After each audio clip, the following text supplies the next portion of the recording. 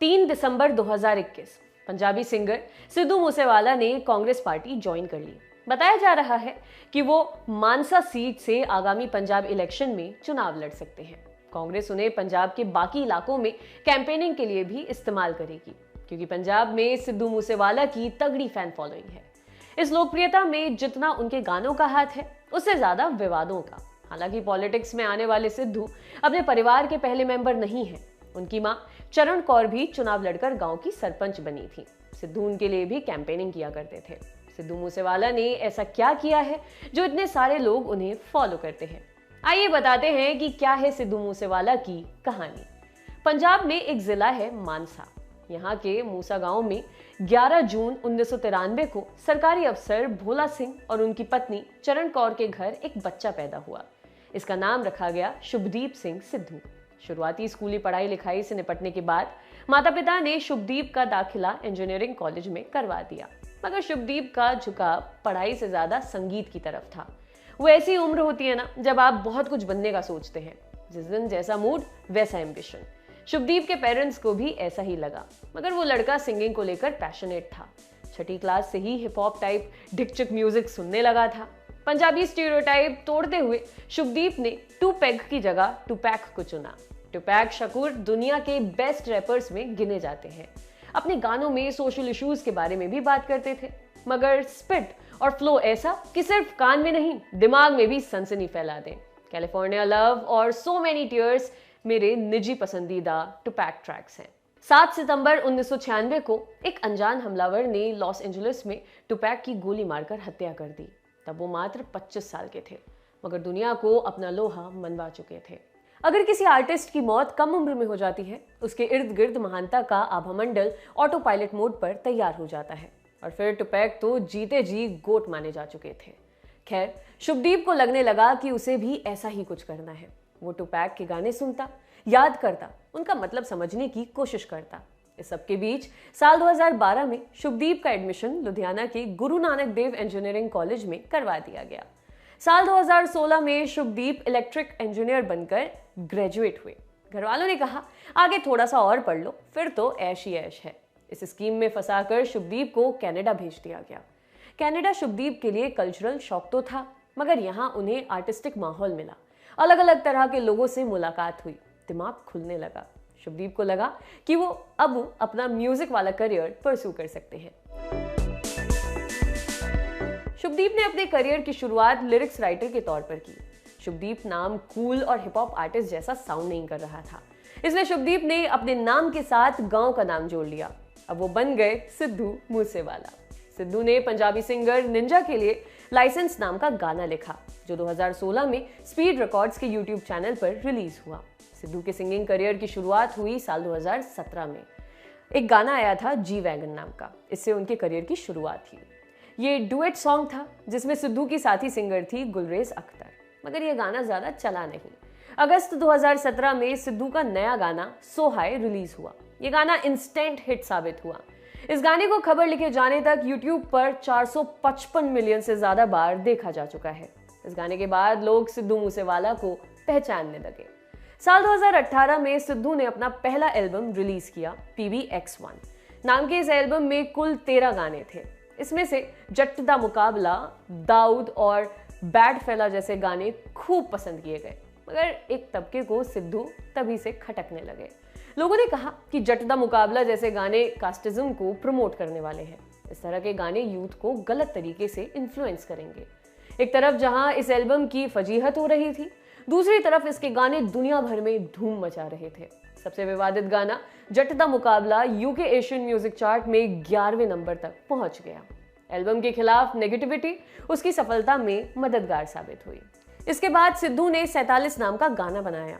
इस गाने में सिद्धू ने मिस्ट और स्टेफलन डॉन जैसे ब्रिटिश आर्टिस्ट्स के साथ कोलैबोरेट किया था। ये गाना दुनिया भर में खूब पॉपुलर हुआ। कनाडा से लेकर ऑस्ट्रेलिया, न्यूजीलैंड और यूके तक इसे भारी संख्या में सुना और देखा गया। गाने आते रहे और सिद्धू मूसेवाला की पॉपुलैरिटी में इजाफा करते रहे। 2020 में ब्रिटिश अखबार द गार्डियन ने सिद्धू मूसेवाला को टॉप 50 न्यू आर्टिस्ट की लिस्ट में शामिल किया। ये किसी भी आर्टिस्ट के लिए बिग डील है। 2021 में सिद्धू ने अपना तीसरा एल्बम मूसे टेप रिलीज किया। 32 ट्रैक वाले इस एल्बम में सिद्धू ने बोहेमिया, मॉरिसन, डिवाइन और राजा कुमारी जैसे पॉपुलर आर्टिस्ट के साथ कोलैबोरेट किया। इस एल्बम को तगड़ा रिस्पॉन्स मिला। सिद्धू मूसेवाला के बारे में कहा जाता है कि उनके गाने भड़काऊ होते हैं, रेबेलियस किस्म के होते हैं जो नौजवानों को मिसगाइड करते हैं।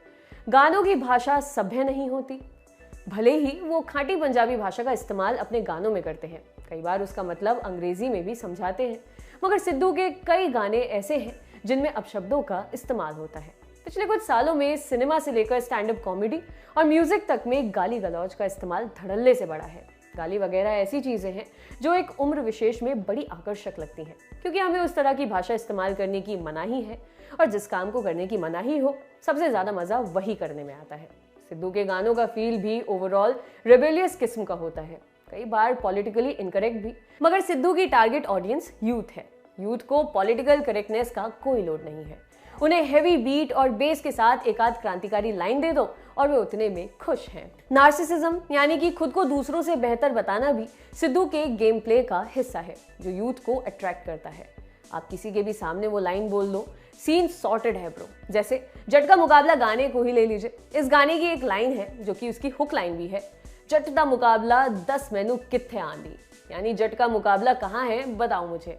एक तो ये गाना कास्टिस्ट है, यानी जाति विशेष को ऊंचा दिखाने के लिए बाकियों को नीचा दिखाया जा रहा है, मगर ये लाइन बोलने में जो फील है वही इस गाने की यूएसपी है। जाति व्यवस्था इंडिया के सबसे जटिल मसलों में से एक है जिससे हम सालों से निकलने की कोशिश कर रहे हैं। ऐसे में एक सिंगर आता है जो इस कल्चर को बढ़ावा देता है, इसे अपने गानों में रोमांटिसाइज करता है और उसकी टारगेट ऑडियंस देश की नई पीढ़ी है। और हम यहाँ कास्ट सिस्टम से लड़ने और उससे बाहर निकलने की बात करते हैं। जिस देश में जाति और मजहब के नाम पर लोगों की जानें चली जाती हैं, वहां तो इस तरह की चीजें बिल्कुल अनएक्सेप्टेबल हैं। हम यहाँ सिर्फ एक गाने की बात कर रहे हैं। अगर हम सिद्धू के दूसरे गानों को डाइसेक्ट करने बैठे तो उस पर भी हमारे साथी श्वेतांग को एक आर्टिकल लिखना पड़ेगा। सिद्धू मूसेवाला की पॉपुलैरिटी की दूसरी वजह है उनका विवादों में रहना। जब कोई सेलेब लगातार कंट्रोवर्सीज में रहता है तो उसका नाम हर दूसरे दिन लोगों को सुनने को मिलता है। इससे वो लोगों की नजर में बने रहते हैं, उनकी एक नेगेटिव इमेज बन जाती है। जैसे सिद्धू मूसेवाला है, सिद्धू के ऊपर तमाम कोर्ट केसेस हुए हैं। AK-47 चलाते हुए उनका वीडियो वायरल हुआ, उनके ऊपर आर्म्स एक्ट का केस लगा। इस बात से दुखी या नाराज होने की बजाय सिद्धू ने एक गाना बना दिया। इस गाने में वो खुद पर लगे चार्जेस को संजय दत्त के साथ कंपेयर कर रहे थे और इस चीज को भी ग्लोरीफाई कर रहे थे। उन पर धार्मिक भावनाओं को आहत करने का आरोप लगा, उन्हें गन कल्चर प्रमोट करने वाला बताया गया। साथ ही पंजाबी सिंगर करण औजला के साथ उनकी लड़ाई भी काफी चर्चित रही, मगर इस सब से सिद्धू के कंडक्ट या बर्ताव में किसी तरह का कोई बदलाव देखने को नहीं मिला। उन्हें पता है कि उनकी इमेज नेगेटिव है, मगर वो इमेज की परवाह नहीं करते। ये उनकी पर्सनालिटी का वो टुकड़ा है, ये बहुत एस्पायरिंग है। लोग चीजों को लेकर उनके जितना चिल्ड आउट होना चाहते हैं, मगर हो नहीं पाते। फिल्म रॉकस्टार में ना एक सीन है जब जॉर्डन यानी कि रणबीर कपूर का कैरेक्टर जेल में बंद है। प्लैटिनम म्यूजिक नाम के लेबल का मालिक मदन ढींगरा उसके जेल से निकलने का इंतजार नहीं करता और उसका एल्बम रिलीज कर देता है। इसके पीछे उसका एक आइडिया है कि नेगेटिव बिकता है। एल्बम रिलीज होती है और आर्टिस्ट जेल के अंदर है, ऐसे पब्लिक में उत्सुकता जगती है उस पर्सनालिटी के बारे में। हम ये कहकर सिद्धू मूसेवाला की इस ट्रेड को जस्टिफाई नहीं कर रहे, हम बस इन पहलुओं पर बात कर उन्हें समझने की एक कोशिश कर रहे हैं। आपके लिए एपिसोड लिखा था हमारे साथी श्वेतांक ने। देखते रहिए दी लल्लन टॉक। शुक्रिया।